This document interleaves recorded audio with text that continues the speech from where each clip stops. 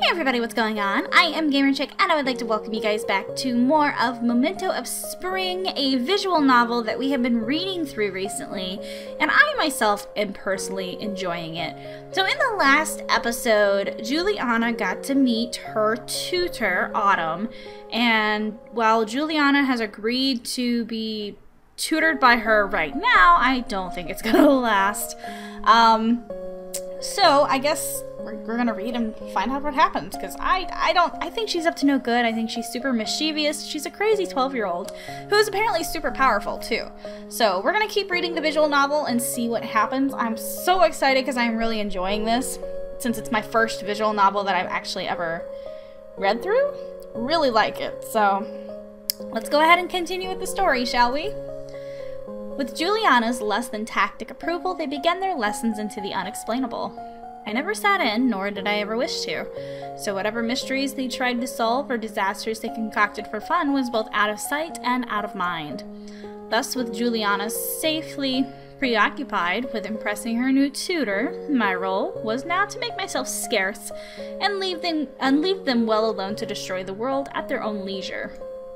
I sat on the steps of the chapel to enjoy the sunshine, write my daily atonement of letters to the academy, and to ward off any pilgrims looking to make their way inside.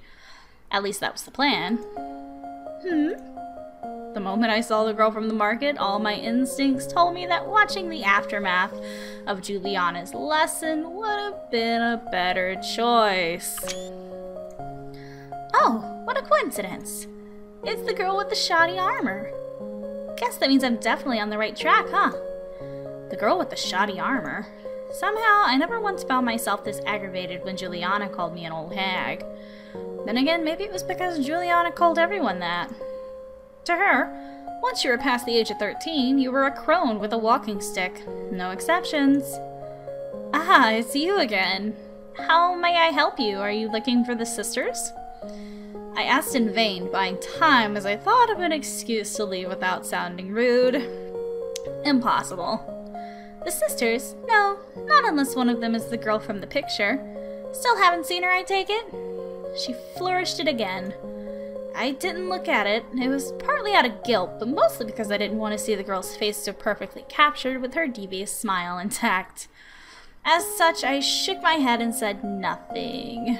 Basically anything to stop the deceit from leaking out of my voice. I see. Well, whatever. You still helped. Thanks for your tip earlier. I checked out the rooftops by the docks. Would you believe it? I found some no-lifers lounging on the tiles that like a mob of unruly monkeys, but with faces as barbarous as fully grown gorillas. It was dreadful on the eyes, almost as much as your armor.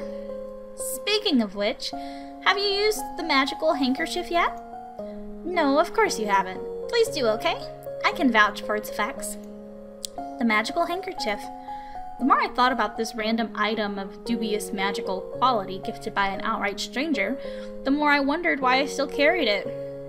Anyway, when I told the owners of the building about the upstairs intrusion, they were livid. Naturally, I helped shoo the gorillas away. Oh, I see. I received a lot of gratitude for that. Afterwards, I asked around, and apparently, the leader of the gorillas likes spending their off days around here. At this chapel. Can you imagine that? Thieves and scoundrels using a chapel for their nefarious deeds. Doesn't it leave a bad taste in your mouth? Well, when you put it like that, but I've never seen any thieves or scoundrels or gorillas around here. Never? Do you hang around here often then? Quite often. I mean, I do live here after all. You live here? What? You're one of the sisters? Is that why you wear such shoddy armor? More donations if you look poorer? I grounded my teeth. It's a long story. If you say so. Sorry, but I don't have much time at the moment. Since you live here, I take it you've seen a girl with pink-washed hair and stolen goods leaking from her pockets recently. You know, the one from the picture. No? We stared at each other. Two strangers united in understanding that I was a terrible liar. May I ask what she did? I never said she did anything. For all you know, I could be returning a lost wallet. What a relief. I wasn't the only one who is a terrible liar. If you happen to have lost anything, I could try locating it for you. You'll do that? That's pretty generous of you. I happen to have lost a tremendous amount of things. I am a tragic klutz. This time it's pretty embarrassing. I own a little boat moored at the docks, but everything on it seems to have been misplaced. Even the things that were bolted down. Such as my ship's wheel. Would you be able to locate my things? The wheel is particularly important. I tried not letting my groan show. A ship's wheel. Why would she need a ship's wheel of all things? I can do my best. You can? Maybe? Alright, I'll leave it to you then. I have high hopes for you. Once you found my things, could you just mark down where they are? I'll do all the heavy lifting. All of it? It sounds like you misplaced quite a bit of stuff. Don't worry about that. If you can find it, I'll handle the rest. No complaints. Well, okay. How will I contact you, Miss? Oh, my name is Constance. And don't worry, I'll know. She turned around and casually strode away, disappearing into the nearest street. With parting words like that, her exit could have only sounded more villainous if she cackled as she went. Thus I'd resigned myself to an afternoon of backbreaking. Before I committed to that, however, I could at least have a few minutes to relax on the warm steps beneath the sunshine, if only to prepare myself for the grueling search ahead. Oh, there's Autumn. That's it. If I chose to ignore the tutor with a severely strained expression who was marching past me without a word. How long did she last? 15 minutes? It was longer than most. Autumn? Is there something the matter? I'm leaving. My earlier optimism turned to despair. Wait, no, just a moment. Is there something wrong? Maybe I can help. What happened? She sighed for the both of us. I'm not sure where to begin. Juliane has no concept of proper procedure. Since nobody at the Academy could give a satisfactory answer in regards to her current level on the syllabus, I asked her to describe where she felt she was. However, instead of giving a simple and straightforward answer, she immediately queried why I wanted to know. I replied that I wanted to prepare the correct learning material for her to cycle through, before we moved into the secret, new stuff she demanded to know. As much as she boasts about her potence, I need to demonstrate where she is in the curriculum. But for some reason, she took this extremely poorly.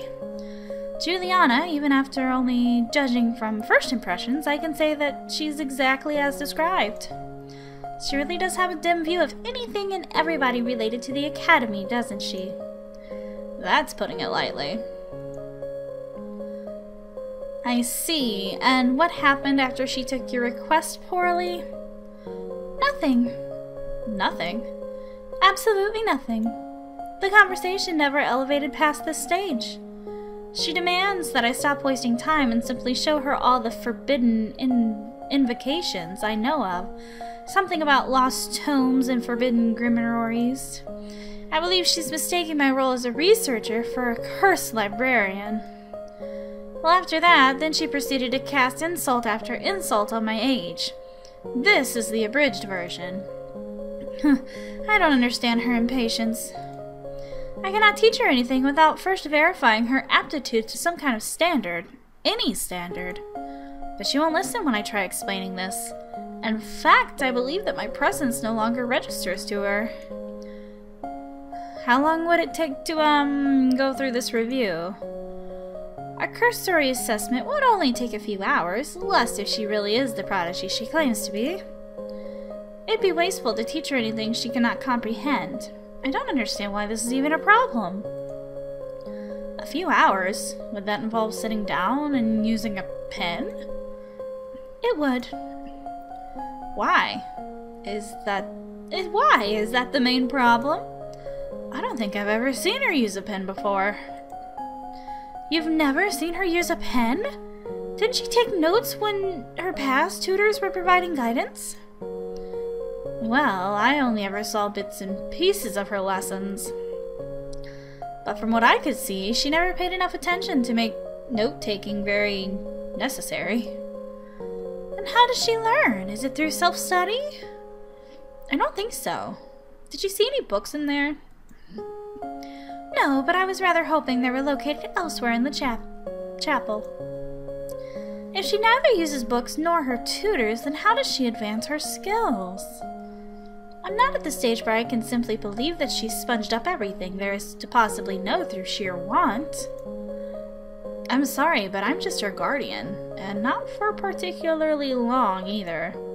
She doesn't really speak to me about anything other than her dietary needs. I don't know anything about her education history either. Still, the fact that she accepts you as her guardian is a marked victory.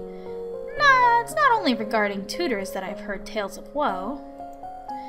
However, if she truly has absorbed all the standard compendiums, as unlikely as it is, what does she do now? She sleeps, eats, and makes threatening glares at the children outside. Quite the prodigy. It's certainly heartening to know she puts her talents to good use. Well, that's all the more reason to develop her abilities further, isn't it? If you leave now, she'll just end up lazing about even more. Please, there's no need to look so alarmed. It'd blot my record if I were to abandon a task so quickly. I meant what I said earlier. I will do my best. I'm just leaving to assess my options. I'll try my best to prepare a suitable lesson plan for tomorrow. Since I now know everything I've painstakingly drawn out is redundant. Still, if I can't convince her to demonstrate her knowledge of the curriculum, then perhaps I can goad her into it. That sounds practical. I can see why Juliane strikes so much apprehension in the hearts of the faculty. I'll find a way, though. Now then, where should I ask to have my belongings taken? I left them with my carriage at the entrance of the town. Am I residing in a local inn, or has private accommodation been arranged? The familiar sensation of panic swelled within me. This was now a daily experience since Juliane tumbled into my life. I'm sorry, but I'm only responsible for Juliane. I don't know how the academy has arranged for you to stay. Did Professor Hazeldine not inform you? When I last tried speaking with her, she was wailing in agony. The only information I received was from the administrators, and they only directed me here. Barely. Quite frankly, I'm shocked that I located the both of you without hardship, considering how determined everyone is to forget about Juliane. It wouldn't be surprising if you'd found another chapel to reside in, and nobody was able to tell me where. Well, that shouldn't be a problem. Juliana's not really a moving type of person. Or walking. She lives inside her bedroom, but on occasion she might wander out into the hall to stretch her legs. But aside from the children and sunlight, she does seem to like it here. You make it sound like she never leaves the chapel.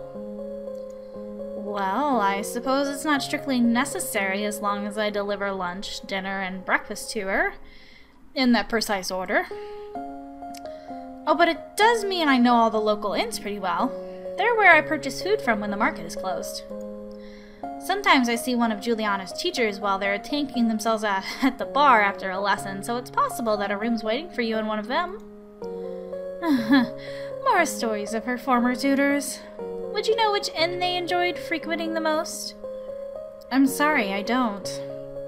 But if you'd like, we can visit them one by one until we can confirm a reservation for the absent professor. It's not a particularly large town, and most of the inns are clustered together anyway. One by one, huh? Even though there was no disappointment in Autumn's voice, I could tell the barometer measuring my usefulness was slowly flickering ever backwards. No, it's fine. You have your own duties to attend to. If you could direct me to where the inns are, that'll be enough. By the sounds of it, Juliana relies on you greatly for her survival. Frankly, I don't envy the role. You get used to it. I can point you to where you need to go, but what if you can't find a reservation? At worst, I'll simply hire a room. I have some money on me. I'll just have to make sure that Professor Hazeldine receives a copy of the bill. I'm sorry, this must be such a huge bother for you. Not least because you were only just asked to come here. My personal inconvenience is secondary. Clearly, the Academy believes that despite her history, Juliana has a role to play in the future. So even if it's only for a few days, I'll simply have to do the best of the task given to me, starting with trying to find out where I'm staying. Autumn gave another encumbered sigh. She'd do so a few hundred more times before this was all over. I at least hope Juliana warms up to my presence. I offered a silent prayer on her behalf. Maybe since we were on the steps of the chapel, there was a bigger chance that someone was paying attention. Alright guys, unfortunately we are going to have to stop this episode here. If you guys would like to support me, and if you guys would like to see more of Memento Spring, be sure to leave a like and a comment down in the section below, and don't forget to subscribe to the channel if you have not done so already. I am thoroughly enjoying this visual novel, and I hope you guys are as well, and I will see you guys in the next episode. Bye!